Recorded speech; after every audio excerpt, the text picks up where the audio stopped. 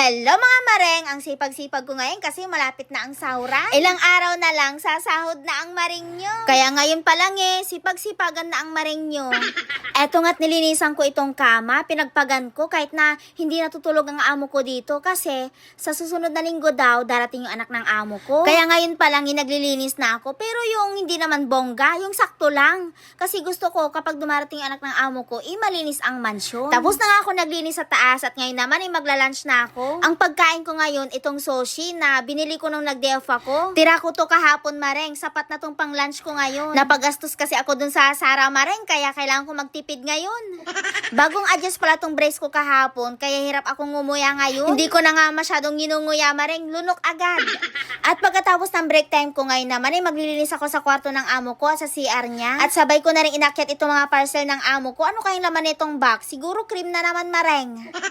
Tapos na nga ako naglinis sa taas neto, hindi ko na pinakita sa inyo maring kung paano ko nilinisan yun. Basta nilinisan ko yun maring. Baka pag pinakita ko na naman sa inyo maring, bumilib na naman kayo sa akin. Ako'y may problema ngayon maring. Inutusan kasi ako ng amo ko na bumili ng bayabas, yung kulay puti daw yung laman. Ang kaso, ang nabili ko kulay red. Hindi ko kasi alam maring kung paano tumingin sa bayabas, kung kulay puti ba yung laman o kulay pula. Basta kumuha na lang ako doon. Bahala na si Batman, ganon.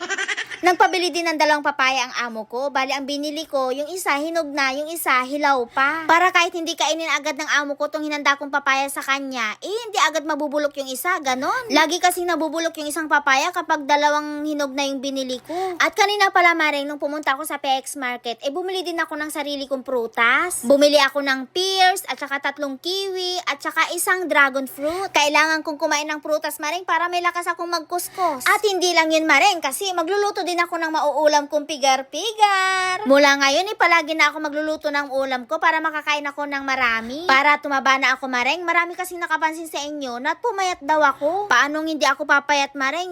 Siguro 1 buwan na akong hindi nakakain ng maayos. Kaya ngayon, ibabawi ako, magluluto na ako ng masasarap na ulam. Anyway, naalala ko itinuro sa akin ng kapatid ng amo ko kung paano himayin itong repolyo para mas masarap daw. Ang turo sa akin, tanggalin ko daw yung matitigas na part sa repolyo. Tapos, wag daw ako gumamit ng kutsilyo, himayin ko lang daw. At bago ako magluto, ipapasok ko na muna itong mga nilabahan kong bedsheet ko para hindi mga may pigar-pigar. Magluluto na sana ako mareng. Ang kaso, inutusan pa ako ng amo ko na bumili ulit ng bayabas. Nagustuhan ng amo ko yung nabili kong bayabas na kulay pula. Matamis daw, kaya ngayon nagpapabili ulit siya. Kanina mareng, nung binigay ko sa amo ko yung in-slice kong bayabas para sa kanya, todo sorry ako kasi nga namali ako ng bili. Instead na kulay puti, kulay pula yung nabili ko. Sana ngayon ang makuha ko ditong bayabas yung kulay pula. Baka mamaya ang makuha ko yung kulay puti, baliktad naman. Pero tinuruan ako ng amo ko na kapag ganito daw yung nakasulat, ibig sabihin kulay pula daw. At ngayon ititignan natin mareng kung tama ba itong nabili kong bayabas, kung kulay pula ba. At hindi ako nagkamali dahil kulay pula nga ang nabili ko. Very good ako mareng Ang sabi ng amo ko sa akin daw yung isang pack, pero ang sabi ko, meron naman akong biniling prutas ko. Madilim na nga nung magluluto ako ng ulam ko, pero kaya pa naman ng mata ko mareng. Bahala na si Batman kung anong kalalabasan ng niluluto ko mareng na pigar-pigar. Kasi sa ngayon, yung mata ko yung nagpipigar-pigar. At eto na nga yung sinasabi kong pigar-pigar. Amoy pa lang, masarap na. Pero syempre, mas masarap ako mareng. Charot lang.